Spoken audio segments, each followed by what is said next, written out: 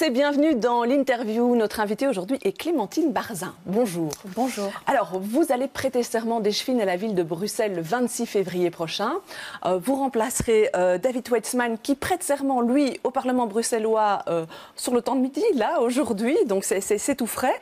Actuellement, vous êtes chef de groupe au Conseil communal. Alors, pour que le grand public puisse vous connaître un petit peu mieux, je vais vous présenter 3 photos et vous allez me dire ce que représentent ces hommes politiques pour vous. Très bien. Alors, le premier, Alain Courtois. Le deuxième, Didier Reynders. Et Jacques Simonet. Alors, dites-moi. Alors, Alain Courtois est mon chef de file actuel à la ville de Bruxelles, premier échevin. Et c'est vrai que moi, je suis conseillère communale à la ville de Bruxelles depuis 2012. Avant, j'étais conseillère CPS depuis 2006. Et effectivement, voilà, je suis engagée maintenant depuis 12 ans pour les Bruxellois. D'abord comme relais, puis aujourd'hui avec un rôle plus exécutif. C'est à lui que vous devez ici la promotion, en fait, c'est vrai que c'est un choix personnel de David Weitzman à un moment de devenir député parce qu'il y a une suppléance qui se libère. Il y a une place qui se libère, il est premier suppléant. Mais c'est aussi effectivement une dynamique de la section du maire de la ville de Bruxelles portée par Alain Courtois et par Marion Le Maire. Marion Le Maire a annoncé qu'elle allait arrêter, qu'elle n'allait pas se représenter ici en octobre 2018. Et l'idée de l'ensemble du MR de la ville de Bruxelles, c'était de préparer l'avenir et de me permettre à moi de déjà travailler pour les Bruxellois. Donc c'est effectivement une logique collective et qui est liée tout à fait au chef de file Alain Courtois. Ça veut dire que vous vous engagez à rester à la ville de Bruxelles et pas céder aux sirènes de la région? Ah bien sûr, c'est un engagement plein et entier. Je suis engagée déjà depuis, je le disais, 12 ans pour la ville de Bruxelles. Mais pour l'avenir, 2019? Et pour l'avenir, voilà, c'est un engagement, j'espère commencer, puis après prolonger si les Bruxellois me font confiance. Alors rapidement, deuxième photo, c'était Didier Reynders. C'est qui pour vous? Alors Didier Reynders, j'ai travaillé pour lui pendant plusieurs années, effectivement, comme attaché de presse. Et donc c'est quelqu'un, effectivement, qui a plusieurs casquettes, comme on le sait, ministre des Affaires étrangères, mais également président de la régionale MR de Bruxelles. Et à ce titre-là, il reste une référence importante pour le MR de la région. Et puis alors, il y a celui qu'on appelait le grand Jacques, Jacques Simonet. Voilà, alors Jacques Simonet, j'ai évidemment un pincement au cœur. Jacques Simonet a été également mon patron. J'ai également été attachée de presse pour lui pendant plusieurs années. Quand il était bourgmestre d'Anderlecht, quand il était bourgmestre ministre-président d'Anderlecht et ministre-président de la région bruxelloise. Et c'était vraiment quelqu'un, effectivement, avec ce côté populaire à Bruxelles, un homme politique qui savait parler à la fois dans certains cénacles de choses extrêmement précises et pointues, et puis aller à la place de la vaillance, parler de manière un peu plus populaire et entendre tout le monde pour refléter ce qu'est Bruxelles dans toutes ses facettes. Et ça vous plaisait? Et ça me plaisait parce que je pense effectivement que Bruxelles est riche de beaucoup de choses, de beaucoup de personnes très différentes et qu'il faut s'atteler à écouter un peu tout le monde pour représenter au mieux cette diversité. Alors, un quartier où vous allez devoir aller, puisque vous êtes échevine de la participation, ce sont les Marolles. Hier, votre prédécesseur, enfin actuel, je ne sais pas très bien comment on peut dire, donc David Weitzman est allé présenter le projet de contrat de quartier. 27 millions d'euros investis en 5 ans par la région et la ville de Bruxelles. Ce sera une réussite à quelles conditions pour vous, ce contrat de quartier?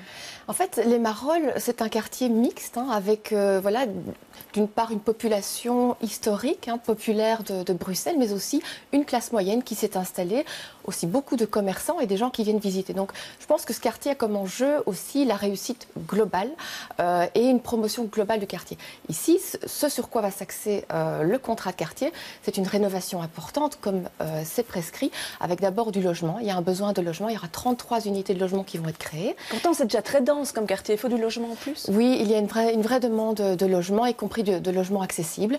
Et puis il y aura aussi une démarche de soutien à la rénovation de logements privés. Il y aura une rénovation de l'espace public, parce que notamment les rues qui sont entre la rue Haute et la rue Blas sont parfois un peu abîmées. Donc il y aura une rénovation de ces rues, une rénovation également en intérieur d'îlots. Puis moi j'accorderai aussi une attention particulière à l'embellissement par la verdurisation dans un quartier qui effectivement est très dense et où l'espace vert doit quand même retrouver aussi tout l'intérêt qu'il représente. Il y a 1000 personnes qui ont participé à la première partie qui a permis d'identifier les projets importants. 1000 personnes, c'est un bon résultat, ça, ou vous êtes un peu sur votre faim? Je pense que 1000 personnes, c'est beaucoup. Mais ce que j'aimerais vraiment, et ici on va commencer une enquête publique sur la base du budget qui est passé hier en collège. Moi, ce que j'espère, c'est que vraiment, et je fais un appel, si j'ose dire, l'ensemble des habitants et aussi des travailleurs, des marolles, des commerçants, puissent également se rendre compte concrètement du projet qui leur est proposé et se positionner par rapport à celui-ci, parce que effectivement, je pense que ça intéresse tout le monde et j'appelle chacun à se renseigner pour pouvoir donner son avis et nous en tiendrons compte. Alors, gouvernance à la ville. On a vu dans le Morgen d'hier que 450 mandats ont été supprimés dans des ASBL ou des institutions qui sont dépendantes de la ville de Bruxelles. Ça fait une économie de 700 000 € par an. Vous confirmez ces informations? Oui, je confirme effectivement ce qu'a dit le bourgmestre, Philippe Claus, avec cette volonté, par des fusions, par des réductions du nombre de mandataires par conseil d'administration, une diminution importante du nombre de mandats. C'était la volonté qui était déjà affichée à l'été. Il y avait cette volonté de transparence, notamment des ASBL, cette volonté de réduire et le nombre et les montants. Et ici, avec notamment une décision régionale, tout ça effectivement est plafonné, il n'y a plus de rémunération forfaitaire et le nombre effectivement a été diminué de 450, ce qui est vraiment colossal. Je pense que ici, voilà, le message a été entendu. À l'été, de grandes décisions ont été prises et aujourd'hui, elles portent leurs fruits. La gouvernance est en très bonne marche à la ville de Bruxelles. Donc vous avez l'impression qu'il y a un avant et un après SAMU social ou qu'il y a encore des choses à faire? Je pense que ce n'est pas que le SAMU social, il y a eu également Publifin juste avant. Il y a vraiment une exigence de gouverner autrement, avec moins de personnes, avec des personnes peut-être plus spécialisées. Et voilà cette volonté de transparence. Je pense ici qu'on est vraiment sur la bonne voie à la ville de Bruxelles. Et par ailleurs, il y a une exigence accrue, y compris au sein du conseil communal. Et donc tout ça est vraiment sous grande attention. Vous avez été conseillère de l'action sociale, donc c'est une sorte de conseil communal du CPS pendant tout un temps. Est-ce qu'on était conscient à ce moment-là qu'il y avait autant d'argent qui allait vers le SAMU social et qui n'était pas nécessairement récupéré? En fait, moi, j'étais dans l'opposition à l'époque et je n'avais pas connaissance, on n'avait pas, en tout cas, d'informations aussi précises sur ces montants, sur ces déficits et sur toute une série de pratiques. Donc voilà, beaucoup de choses ont été découvertes par les mandataires actuels sur ce qui se passe. Et je tiens quand même à souligner également qu'il n'y avait pas de mandataires libéraux au sein de la SBL SAMU Social, qui était une SBL indépendante. Alors, avant-hier, à votre place, Didier Reynders, on en a déjà parlé ici en début d'émission, a annoncé qu'il ouvrait la porte à une alliance avec la NVA après les régionales de 2019. Je vous propose d'écouter un extrait de cette interview. Je ne vais pas vous dire que nous n'allons pas pouvoir gouverner avec la NVA quand je vois ce que nous faisons au niveau fédéral, où on a réussi à mettre l'institutionnel de côté et à travailler sur le socio-économique. À Bruxelles, on est prêt à travailler avec toutes celles et tous ceux qui voudront vraiment changer un certain nombre de choses. Alors, vous êtes 100% derrière lui ou vous êtes sceptique comme certains mandataires MR? En fait, moi, je trouve qu'il y a différentes NVA. Voilà. Il y a la NVA de Jan Jan Bon, je trouve, qui est un ministre de l'Intérieur qui a montré qu'il savait tenir le cap au moment où c'était très important. Puis il y a une autre NVA, celle qui aime les polémiques un peu clivantes, les polémiques parfois qui frisent l'exclusion, le rejet. Et cette NVA-là, moi, je ne peux pas partager son projet de société. Je tiens juste à préciser qu'à la ville de Bruxelles, puisque c'est de cela que je parle aujourd'hui, notre partenaire privilégié, c'est évidemment le VLD, qui sera sur notre liste en octobre 2018 pour les élections communales. Et c'est évidemment avec eux qu'on veut développer, avant toute chose, un projet de société. Mais vous pourriez travailler avec la NVA?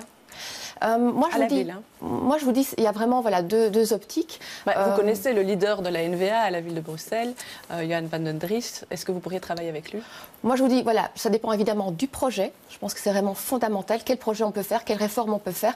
Mais je pense qu'avant toute chose, notre partenaire, c'est le VLD. Alors parlons élections et participation. On voit qu'il y a une manne d'électeurs potentiels à Bruxelles finalement qu'on n'arrive pas tellement à capter. Ce sont les étrangers qui doivent faire une démarche d'inscription. Alors aujourd'hui, on présentait le dispositif au niveau de la région pour le scrutin communal.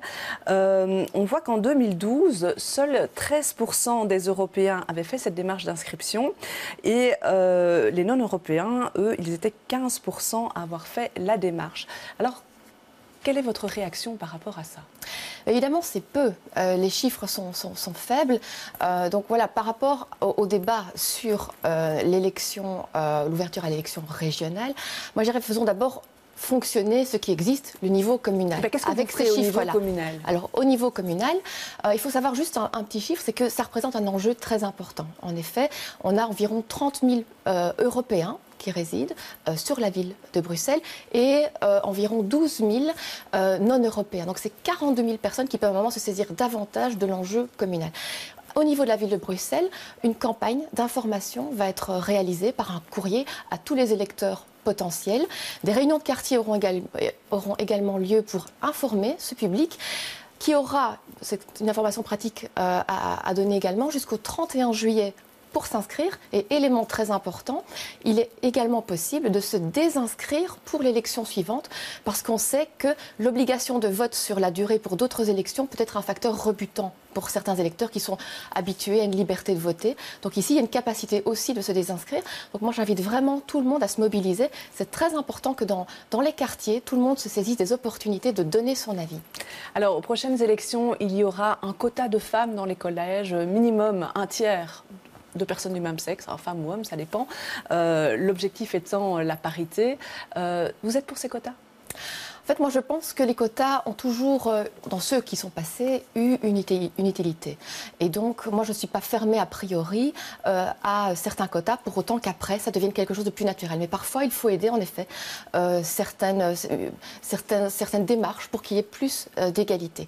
Alors ici, j'ai entendu aussi sur la question d'un tiers de représentants de l'autre sexe au sein des collèges, qu'une série d'exceptions allait être prévue. Donc, j'espère quand même que la mesure va être implémentée de la manière la plus cohérente possible. Et je voudrais quand même souligner aussi que parité, c'est 50-50. Hein, voilà, donc j'aime beaucoup une parité à un tiers, mais ce n'est pas encore tout à fait la parité. Ce qu'il faut aussi, voilà, c'est que les femmes prennent la place qui leur est due et montrent aussi leurs compétences à travers un travail concrètement effectué au service des citoyens. Il y a encore du travail. Alors très rapidement, il nous reste 20 secondes. Ce tweet que vous avez posté sur Miss Belgique, vous écriviez « Si comme moi, vous n'en avez même pas entendu parler, c'est qu'on avance ». Vous pouvez expliquer ? Effectivement, le concours Miss Belgique, voilà, plus personne n'en a entendu parler cette fois-ci. Visiblement, il s'est très mal passé. Et voilà, c'est quelque chose, je pense, c'est un héritage d'un autre âge. Des femmes qui sont exposées ainsi pour surtout leur qualité esthétique. Je pense qu'il y a tellement plus de choses à mettre en valeur pour les hommes comme pour les femmes dans une société égalitaire. Donc avançons. Voilà, ce sera le mot de la fin. Je vous remercie d'être venu sur ce plateau. Je vous remercie de nous avoir suivis. Demain, dans Les Experts, eh bien, les invités seront David Weitzman, à qui vous allez succéder, et Marc-Jean Geistels. Bon week-end à tous.